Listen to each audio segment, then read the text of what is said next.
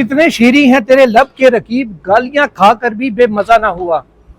बिस्मिल्लाहिर्रहमानिर्रहीम, अस्सलाम वालेकुम नाज़रीन। दो रुकने स्पेशल रिपोर्टर्स बेंच आपके साथ आपके सामने हाजिर है। ये शेर आज बेसिकली ये मेरा नहीं है, गालिब का शेर है, जो फैसल सिद्दीकी साहब ने आपने सुना होगा, जस्टिस अमीनुद्दीन खान साहब को उनके उस तारीखी फैसले के ऊपर सुनाया बल्कि मारा, जिसमें उन्होंने कहा था कि सुप्रीम कोर्ट का फैसला आइन के मुताबिक ना हो तो मानने की भी ज़रूरत नहीं है। ये फैसला उनका था जिसको तमाम दुनिया के जो बड़ी बड़ी यूनिवर्सिटीज़ हैं जहाँ से बैरिस्टर्स बनते हैं, वो हार्वर्ड हो गया, चाहे वो लिंकन इन हो, चाहे कोई और इदारा हो, वहाँ पे पढ़ाया जाना चाहिए, जैसे हम कई दफ़ा कह चुके हैं। इसके अलावा उन्होंने दो दीगर मकामात पर भी जो ये गैर आइनी फैसले वाली बात है, इसके ऊपर एक जगह कहा, एक अमेरिकन जज का हवाला देते हुए, कि उसने कहा था कि फैसला कितना स्टूपिड क्यों ना हो, वो गैर आइनी नहीं होता। देखें, अच्छा, आगे चल के फिर उन्होंने अमीरुद्दीन खान साहब को कहा तीसरी मरतबा कि सर आपने तो मुझ पर चील की तरह नजर रखी हुई है। और फिर वो समझ गए मंदो खेल साहब, उन्होंने कहा नहीं तारीफ करना को आपसे सीखे, तो बाद में उसको चील को काब करवा दिया गया कि जी आप इसको काब कर दें। तो ये जिस अंदाज में फैसल सिद्दीकी साहब ने आज बेंच को हेड ऑन लिया है, इसको आप असदुर साहब एक तो कैसे देखते हैं। दूसरा, उन्होंने ये भी कहा कि जितने सवालात रिव्यू में मुझसे हो रहे हैं, ये अगर रिव्यू दायर करने वालों से होते तो हालात मुख्तलिफ होते कि फैसला जिन्होंने चैलेंज किया हुआ उन्होंने फैसले को पढ़ा ही नहीं। सलाउद्दीन पवार साहब भी ये बात कह रहे हैं, और जो मैं पढ़ के सुना रहा हूँ मुझे पढ़ने से रोक रहे हैं असदुर साहब। अच्छा, एक बात तो आपने शुरू में कहा कि वो पूरी दुनिया में पढ़ाया जाना चाहिए, जैसे अमीनुद्दीन खान का वो जो नोट है, जिसमें 8 जजेस ने उनके खिलाफ स्ट्रक्चर पास किया हुआ है कि इन्होंने फैसले के अमल में रुकावट बनने की और रियासत को बगावत पर उकसाने की कोशिश की है। मैं आपसे बिल्कुल इत्तेफाक करता हूँ, वो पूरी दुनिया के लॉ कॉलेजेस में पढ़ाया जाना चाहिए, और पढ़ा के स्टूडेंट्स को जो बताया जाना चाहिए कि ये काम जज नहीं करता, ये काम नहीं करना, ये नहीं करना आपने कभी हरकत, ठीक है, और ये काम कोई वकील भी ना करे कभी, ठीक है, ये काम कोई आइन मानने वाला रियासती हुकूमती एहलकार तो छोड़े आम शहरी भी ना करे जो इन्होंने किया, ठीक है। तो वो इटसेल्फ एक तौहीने अदालत है, वो फैसला बिल्कुल तौहीने आइन है। तो खैर, तो वो यकीन पढ़ाया जाना चाहिए, और इसी वजह से उस फैसले को सराहते हुए आज जो फैसल सिद्दीकी साहब हैं, उन्होंने ये शेर भी बयान किया कि कितने शीरी हैं तेरे लब के रकीब, वो पता नहीं क्या, गालियां खा के भी बेमजा ना हुआ, गालियां खा के भी मजा ना, ठीक है। ये उन्होंने आज इस फैसले के ऊपर ये शेर रखा है। देखिए, चीज ये है कि अगर आप इस पूरी प्रोसीडिंग को देखें जुल्किनान साहब, तो आज फैसल सिद्दीकी साहब बड़ी खूबसूरती से ये इस्टेब्लिश करने में कामयाब हुए हैं कि ये जो 11 रुकनी आईनी बेंच बैठा हुआ है, ये बेंच कंप्लिसिट है पिटिशनर्स के साथ, कि उन्होंने पिटिशनर से ये कहा ही नहीं कि भाई जिस फैसले के रिव्यू में आए हुए हो, तो रिव्यू का दायरा कर तो होता ही है कि आपने फैसले के अंदर से एरर आइडेंटिफाई करना होता है। तो तुम तो फैसला पढ़ ही नहीं रहे, तुम्हें एरर दिखा रहे कहां से हो? एग्जैक्टली, ठीक है। तो उन्होंने कहा कि जनाब मैं, अच्छा, उससे भी बड़ी सितमजरी थी जब ये नुक्ता मखदूम अली खान साहब और बाकी लोग उठा रहे थे कि पीटीआई फरीक दी थी, जो 2 लोग उस फैसले पे दस्तखत करके बैठे हुए हैं, उन्होंने एक दफा ये नहीं कहा फलाना सफा खोलो फैसले का, उस पर लिखा है कि हमने क्यों सीटें दी। मदर साहब और रिजवी साहब, बाकी छोड़े, जस्टिस मोहम्मद अली मदर जो है, वो तो बकायदा उस फैसले के अंदर कीड़े निकाल रहे थे। हाँ, नहीं, जस्टिस मुसरत अली ने कहा कि आपके पास इतने वकील थे तो आपने क्यों नहीं उस वक्त कुछ किया। अरे भाई, आपको दस्तखत करते हुए नहीं याद था कि मैं किस फैसले पर दस्तखत करने जा रहा हूँ? हाँ जी, आप भी जस्टिस मंसूर अली शाह और अक्सरियती जजेस से कहते हैं भाई पीटीआई के पास इतने वकील थे, उन्होंने क्यों नहीं कुछ किया था? तो मैं तो नहीं इससे एग्री कर लेते, बिल्कुल ऐसे ही। बस बात ये ना, जस्टिस मोहम्मद अली मदर इंतहाई माजरत के साथ और इंतहाई एहतराम के साथ जस्टिस मोहम्मद अली मदर साहब के लिए मैं कहना चाहूँगा, बंदयाल था जब ताकत में, तो ये चिटमता बंदयाल के पीछे हाथ बांध के चलते थे। बंदयाल साहब जब घर जाने वाले हुए, तो ये इन्होंने चढ़ता सूरज देखा आपका काजी दोस्त- फाजी साहब, आपका दोस्त। ये काजी फाजी साहब के पीछे बिल्कुल। लग गए, ठीक है।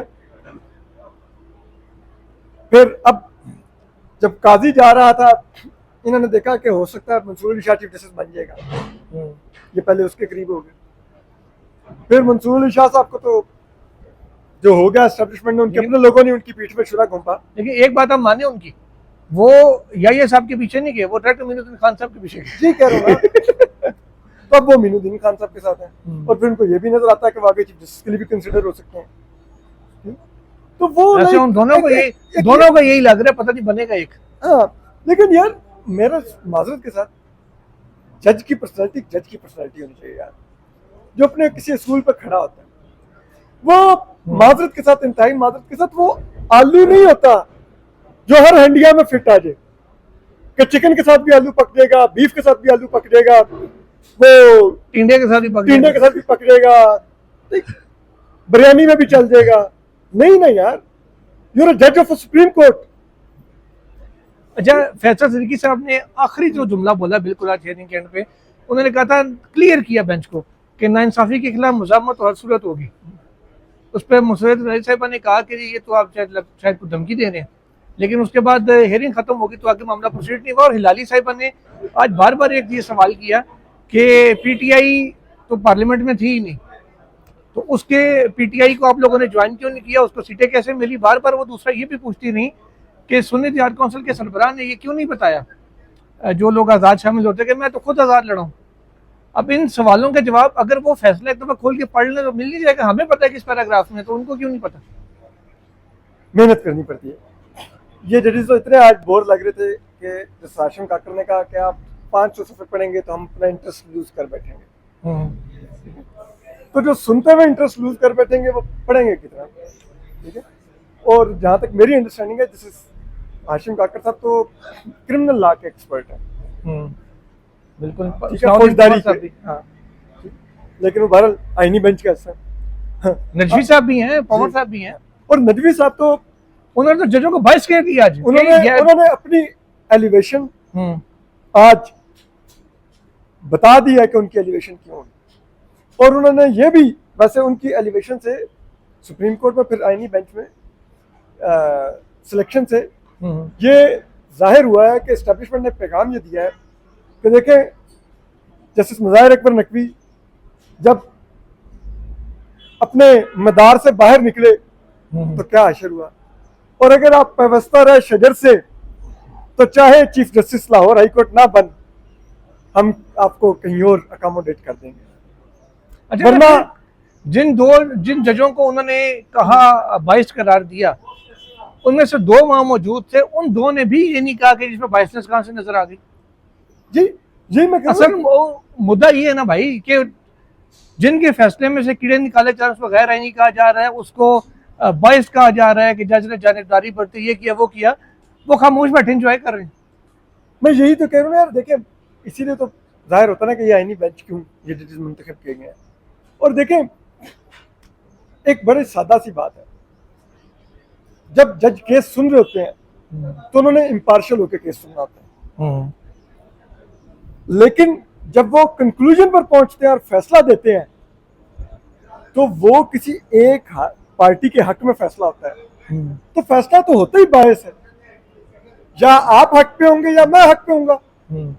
तो जज सुनते हुए तो हम दोनों को इम्पार्शियल होगा बिल्कुल, लेकिन जब उसमें से फैक्ट्स असर्ट कर लेगा, लॉ पॉइंट्स अंडरस्टैंड कर लेगा, तो फिर वो ये देख के फैसला देगा कि हम दोनों में से कौन ठीक साइड पर है, तो वो उसके हक में फैसला देगा, तो वो बायस ही हो, ठीक है। फैसला तो उसका फिर ऐसे ही आएगा ना, फैसला तो अगर वो प्रोसीडिंग में बायस हो तो फिर गलत है। हाँ, फैसला तो इम्पार्शियल हो ही नहीं सकता ना यार, हम दोनों के हक में तो फैसला नहीं आएगा ना, किसी एक के हक में आएगा। ये साहब ने किया नहीं 9 मई वाले 4 महीने में फैसला करके ना दरखास्तें खारिज की, तो ना ये किया ना जमानतें खारिज की।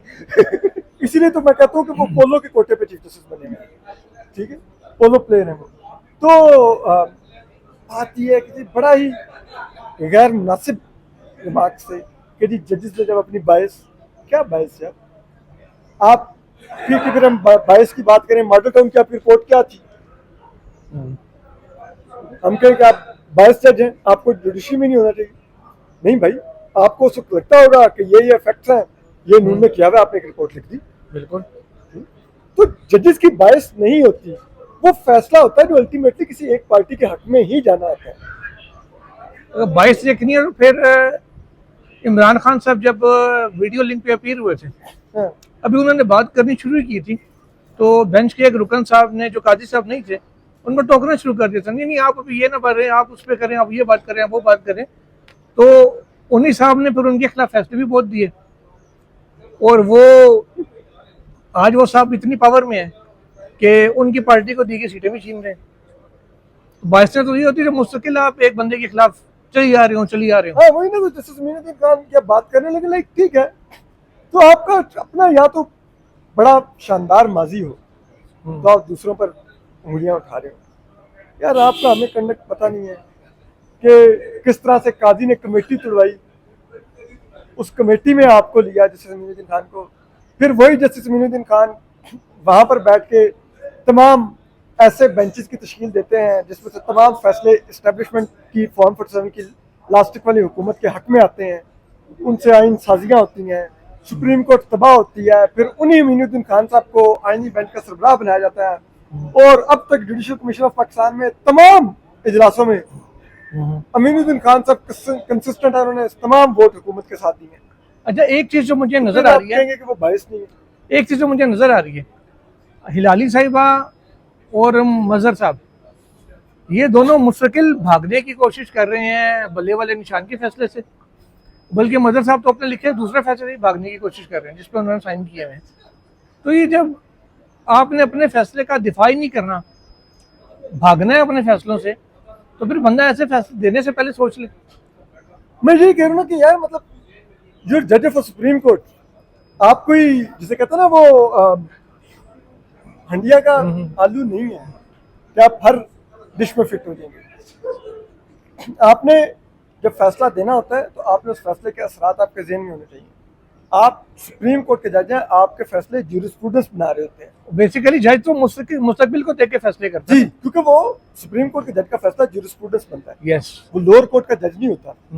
ठीक है, तो वहां पर बैठ के अगर आपकी इतनी पोजीशन कभी इधर होती है कभी उधर होती है, जिस तरफ वक्त के चीफ जस्टिस का मुंह होता है आप उस तरफ मुंह कर देते हैं, तो फिर क्या पीछे रह गया। वो किसी ने मुझे बताया कि एक दफा किसी ने जस्टिस सबीउद्दीन अहमद साहब से पूछा, मरहूम से, सिंध हाई कोर्ट के चीफ जस्टिस भी रहे हैं, सुप्रीम कोर्ट में भी आए थे, तो उन्होंने उनसे जस्टिस सबीउद्दीन अहमद से पूछा कि जज किस तरह के होते हैं, तो उन्होंने कहा कि जज दो तरह के होते हैं। एक वो जो अपने जहन से फैसला सोचते हैं कि हमने क्या देना है, और उन्होंने कहा कि दूसरे जज वो होते हैं जो ये सोचते हैं कि कोर कमांडर क्या सोच रहा होगा, और फिर वो भी फैसला देते हैं। ठीक है, तो मादरत के साथ आपको वो जज लिखना चाहिए जो खुद सोचता है कि अच्छा मेरा आज फैसले के क्या असरात होंगे, आज तो फिर उसको स्टिक करना चाहिए। जजेस सीनियरिटी केस भी था, वो अब 5 तारीख तक गया है।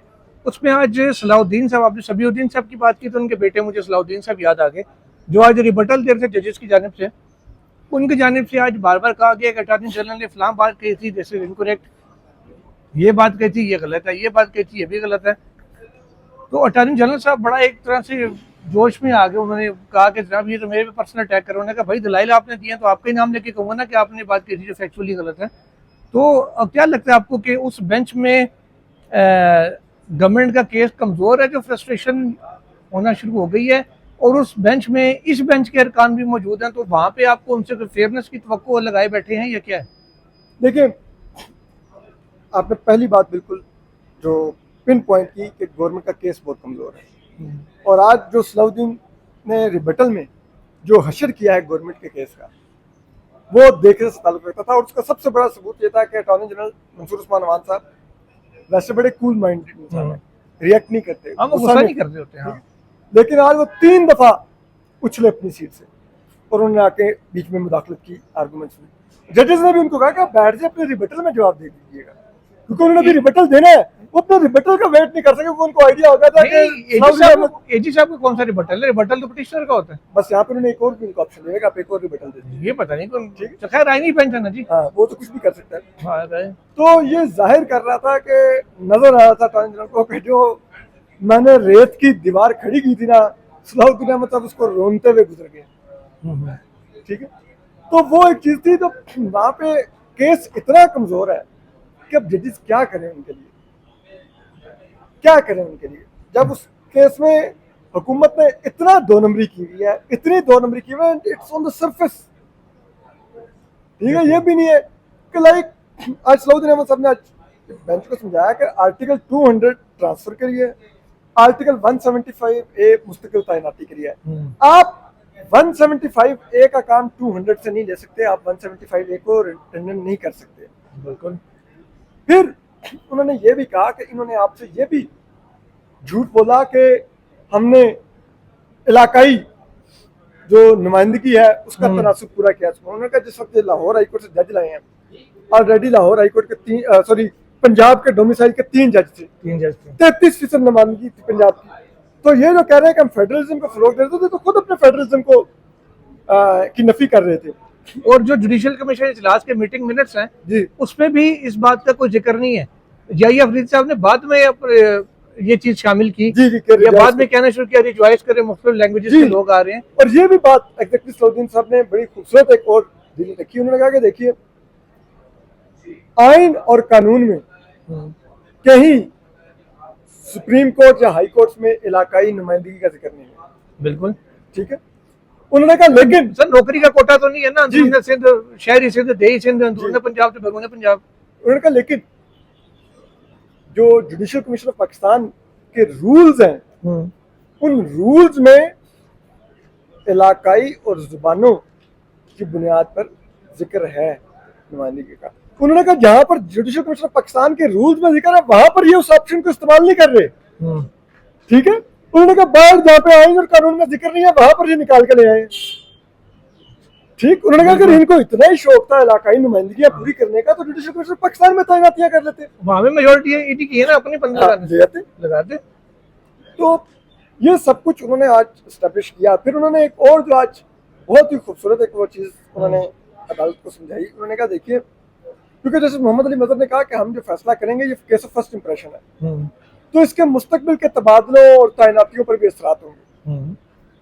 तो उन्होंने कहा बिल्कुल आपने 3 कैटेगरी ऑफ जजेस के साथ इंसाफ करना है, क्योंकि आप जो करेंगे वो जूरिस्प्रूडेंस बनाएगा। उन्होंने कहा पहले वो जजेस जो ट्रांसफर होके आए हैं, तो मुस्तकबिल के लिए भी ये तय होगा कि ट्रांसफर लेने वाले जज से जब रजामंदी ली जाएगी तो उसको क्या क्या बताना जरूरी है, ताकि मुस्तकबिल में उसके साथ वो ना हो जो इनके साथ अभी हो सकता है। बिल्कुल ठीक है। फिर उन्होंने कहा कि जो जज पहले से हाई कोर्ट में बैठे होते हैं आपको उनके साथ भी इंसाफ करना है। ठीक है, कि उनकी सीनियरिटी अंडरमाइन हो रही है, सब कुछ हो रहा है। तीसरा उन्होंने एक बहुत ही खूबसूरत निकाला। उन्होंने कहा तीसरा सेट ऑफ जजेस वो है जो ये ट्रांसफर शुदा जजेस हैं, इनके पेरेंट हाई कोर्ट्स में जो इनके सीनियर जजेस थे, एग्जैक्टली उनके साथ भी अपने इंसाफ करना है कि वो ये देख रहे हैं कि भाई हमें जो हक अभी मिलना था, ये मेरे से जूनियर जज सिर्फ ट्रांसफर होकर दूसरी कोई हाई कोर्ट से जाके वो हक मुझसे पहले हासिल करके सुप्रीम कोर्ट जा सकते हैं, और मैं इसके बाद भी रहूंगा और मैं इसका जूनियर होऊंगा वहां पे। तो उन्होंने कहा आपने ये भी बहुत बड़ा एक असूल तय करना है। बिल्कुल। अब देखते हैं कि 5 जून को ये हियरिंग कंप्लीट होती है या नहीं, और हियरिंग कंप्लीट हुई तो मजहर साहब ने कहा कि हम शॉर्ट ऑर्डर भी सुना देंगे जजेस आपस में मुशावरत से। तो फिंगर क्रॉस सी मखसूस से चली गई है 16 तक, क्योंकि अमीनुद्दीन साहब जा रहे हैं हज पे, या अफरीदी साहब भी, तो उनकी जब वापसी होनी है तो उसके बाद ये हियरिंग होगी। देखते हैं दोनों केसेस का क्या बनता है। हिदायत तो हमें नजर आ रही है, वहां से अल्लाह से क्या हिदायत नहीं कहते हैं। अल्लाह ताला से बहरहाल सबको, हम सबको हिदायत मिलनी चाहिए और हिदायत की ही दुआ करनी चाहिए, मेरे लिए भी, आपके लिए भी और हम सब के लिए। लेकिन अगर इनको हिदायत मिलती तो बड़ी मुश्किल हो जाएगी फैसले में। अच्छा, एनीवे अल्लाह हाफिज।